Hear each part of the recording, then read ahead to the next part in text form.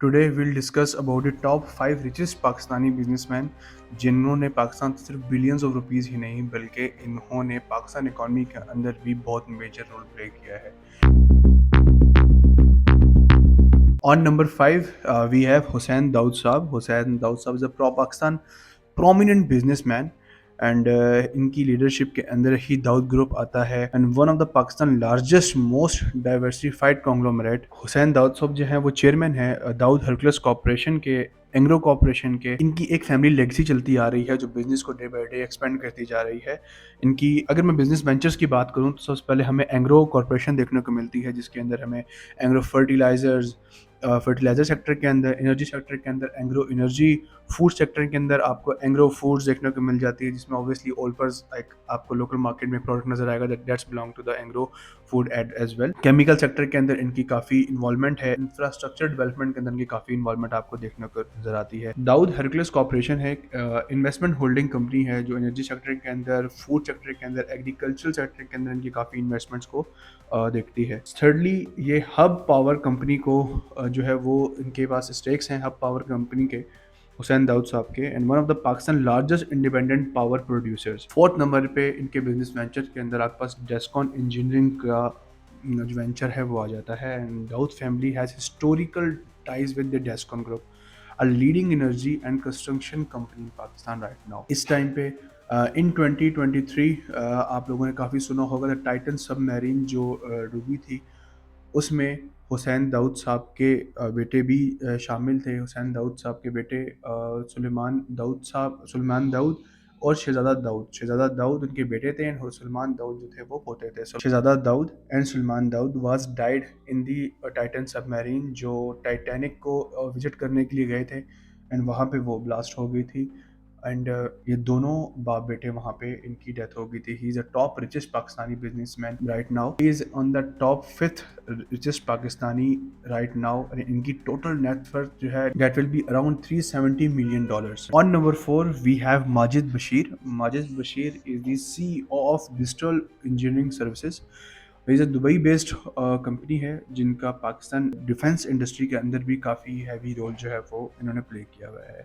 He is on the top 4 right now and इनकी अगर मैं एक्सपर्टीज़ की बात करूँ, बिजनेस वेंचर की बात करूँ, एक तो डिजिटल इंजीनियरिंग सर्विसेज इनके अंडर आ गया, उसके अलावा इंटेलेक्चुअल प्रॉपर्टी लॉ इनकी लीगल एक्सपर्टीज़ हैं जो इस टाइम पे वीपो जो है वर्ल्ड इंटेलेक्चुअल प्रॉपर्टी ऑर्गेनाइजेशन है, उसके ये नेशनल कंसल्टेंट है पाकिस्तान के अंदर जो रिकॉग्नाइज करते हैं। इनकी एक्सपर्टीज़ है आईपी लॉ के अंदर। आईपी लॉ जो है वो इंटेलेक्चुअल प्रॉपर्टी लॉ है जो creative ideas, movies and creative चीज़ों को प्रोटेक्ट करने के लिए एक लॉ बनाया गया है कि इनकी जो लीगल एक्सपर्टीज़ हैं आपको इंटेलेक्चुअल प्रॉपर्टी के मामले में देखने को मिलेंगी। इनकी जो लीडरशिप है डिजिटल इंजीनियरिंग सर्विसेज के अंदर, इनकी लीगल प्रैक्टिसेस हैं जो इनको एक नोटेबल फिगर बनाती हैं business and law in Pakistan. Majid Bashir साहब की टोटल नेटवर्थ है according to 2022 that will be around $750 million and he is on number 4 in the top richest Pakistani right now.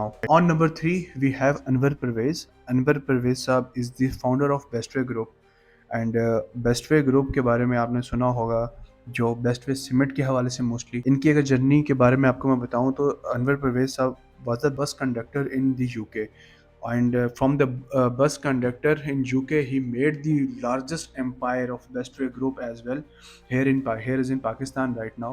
And Bestway group जो है इसकी हमें इन्वॉल्वमेंट देखने को मिलेगी हमें सबसे ज़्यादा बेस्टवे सीमेंट के हवाले से। सीमेंट इंडस्ट्री के अंदर जो one of the largest cement manufacturing company है इन पाकिस्तान राइट नाउ। उसके अलावा इनकी इन्वॉल्वमेंट जो है बैंकिंग सेक्टर के हमें अंदर देखने को मिलेगी एंड होलसेल रिटेल के अंदर भी हमें देखने को मिलती है। अकॉर्डिंग टू 2023 इनकी जो नेटवर्थ है that will be around $3.1 billion and he is on top 3। Third number पे आते हैं top richest businessman in Pakistan right now. On number 2 we have our very own Mian Mansha Sahab. मियां मंशा इनका फुल नेम है Mian Mohammad Mansha and he is the chairman of Nishat group. इन मियां मंशा साहब का जो business है that expands on textile industry के अंदर, आपको बैंकिंग इंडस्ट्री के अंदर देखने को मिलेगा, as well as the energy sector के अंदर इनकी काफ़ी इन्वॉल्वमेंट है। He is one of the biggest tax payer in Pakistan right now. इनकी जो निशात टेक्सटाइल है is one of the largest textile company in Pakistan right now. He is the owner of MCB bank as well, जिनकी banking sector के अंदर काफ़ी बड़ी involvement है। मियां मंशा साहब के बारे में ये भी सुनने को आता है कि पाकिस्तान की इकॉनमी के अंदर इनका बहुत हैवी रोल है। हमें जब भी पाकिस्तान की स्टॉक एक्सचेंज का उतार चढ़ाव देखने को मिलता है तो उनके अंदर इनकी और आरिफ हबीब साहब की काफ़ी इन्वॉल्वमेंट देखने को मिलती है। He is one of the closest friend of Asif Ali Zardari साहब। इस टाइम पे इनकी काफ़ी मेजर होल्डिंग्स हैं पाकिस्तान के अंदर। एक तो इन 3-4 कंपनीज के हवाले से, as well as the land holdings and as well as is in the real estate sector as well. Mian Amit Shah Sahab इस टाइम पे पाकिस्तान के सेकंड नंबर के रिचेस्ट बिजनेसमैन हैं, एंड इनकी टोटल जो नेटवर्थ है that will be around $5 billion right now. On number 1 we have Shahid Khan. Shahid Khan Sahab का शुमार पाकिस्तानी बिलियनर्स में इसलिए किया था क्योंकि ये एक तो पाकिस्तान में इनकी पैदाइश हुई थी, लेटर ऑन इनका एज सच पाकिस्तान के अंदर कोई बिजनेस हमें देखने को नहीं मिलता, ना इनकी कोई इन्वेस्टमेंट्स है। जितनी भी इनकी इन्वेस्टमेंट बिजनेसेस हैं वो पाकिस्तान से बाहर ही हैं। ही is the Pakistani American billionaire right now, और इनका top 100 richest businessman in America में भी शुमार किया जाता है। 2012 के अंदर इनका फॉर्ब्स मैगजीन के अंदर भी इनका फ्रंट पेज जो है वो आया। वेयरएज अगर हम इनकी होल्डिंग्स एंड बिजनेस वेंचर के बारे में बात करें तो he is the owner of Flex and Gate. ये बेसिकली अमेरिकन सप्लायर है, ऑटोमोटिव कंपनी है, ऑटोमोटिव पार्ट्स जो है वो सप्लाई करती है। He is also on the Jacksonville Jaguars. ये फुटबॉल लीग है, नेशनल फुटबॉल लीग है, and Fulham FC of the Premier League as well. He is also the co-owner of American wrestling promotion All Elite Wrestling AEW with his son Tony Khan.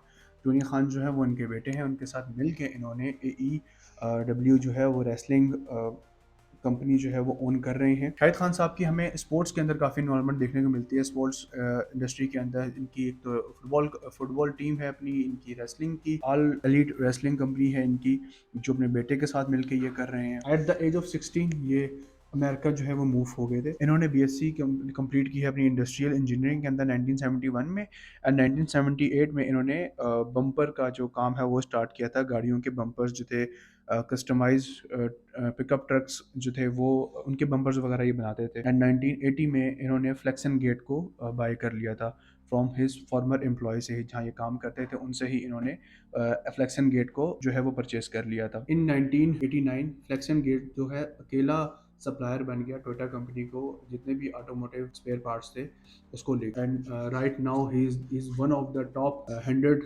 Businessman में इनका शुमार किया जाता है America के अंदर भी। Obviously he is making Pakistan proud as well, लेकिन इनकी पाकिस्तान के अंदर हमें ऐसा इन्वॉल्वमेंट देखने को मिलती है। जस्ट बीइंग एंड पाकिस्तानी, पैदा पाकिस्तान में हुए थे, बस वो एक टैग इनके ऊपर है कि जो इनको पाकिस्तान के टॉप रिचेस्ट मैन में शुमार करता है, लेकिन इनके पाकिस्तान के अंदर ऐसे बिजनेसेस नहीं हैं। बस बीइंग एन पाकिस्तानी पैदा हुए हैं, जस्ट इस वजह से इनका शुमार पाकिस्तान में टॉप 1 नंबर भी किया जाता है। अदरवाइज पाकिस्तान के अंदर और भी बिजनेसमैन है जो टॉप 10 हैं, वो भी अच्छे अच्छे बिजनेसेस जो है वो निकल के आ रहे हैं। यहाँ पे जितने भी बिजनेसमैन आपने देखे हैं पाकिस्तान के अंदर, इन्होंने एक कंसिस्टेंसी से पाकिस्तान के अंदर काम किया है, सिवाय शाहिद खान साहब के, क्योंकि वो अर्ली एज के अंदर ही यूएस चले गए थे, वहाँ पे इन्होंने बिजनेस स्टैब्लिश किया। बाकी जितने भी थे इन्होंने पाकिस्तान के अंदर रहते हुए भी, लेकिन पाकिस्तान में पाकिस्तान के गोल्डन टाइम में, जो पाकिस्तान का गोल्डन टाइम था उसके अंदर पाकिस्तान के अंदर इन्होंने अच्छे अच्छे बिजनेस स्टैब्लिश कर दिए थे। इनकी पाकिस्तान के अंदर भी और पाकिस्तान के बाहर भी अच्छी खासी लैंड होल्डिंग्स हैं, इनकी अच्छी खासी इन्वेस्टमेंट्स हैं जो इनके बिजनेसेस को सपोर्ट कर रही हैं। वरना आज के टाइम पे इन 2024 एक अकेले बिजनेस को इतने अरूज पे लेके जाना और उसको सस्टेन करना बहुत मुश्किल है। जो इकोनॉमी फैक्टर अप्लाई हो रहा है, जो पॉलिटिकल अनस्टेबिलिटी है हमारे पाकिस्तान के अंदर, उससे बिजनेसेस भी काफ़ी इफेक्ट हो रहे हैं। आई होप एक छोटी सी वीडियो आपको पसंद आई होगी। अगर आपको इसमें कुछ चीज़ें इंटरेस्टिंग लगी हो तो लाइक सब्सक्राइब जरूर कीजिएगा। Thank you.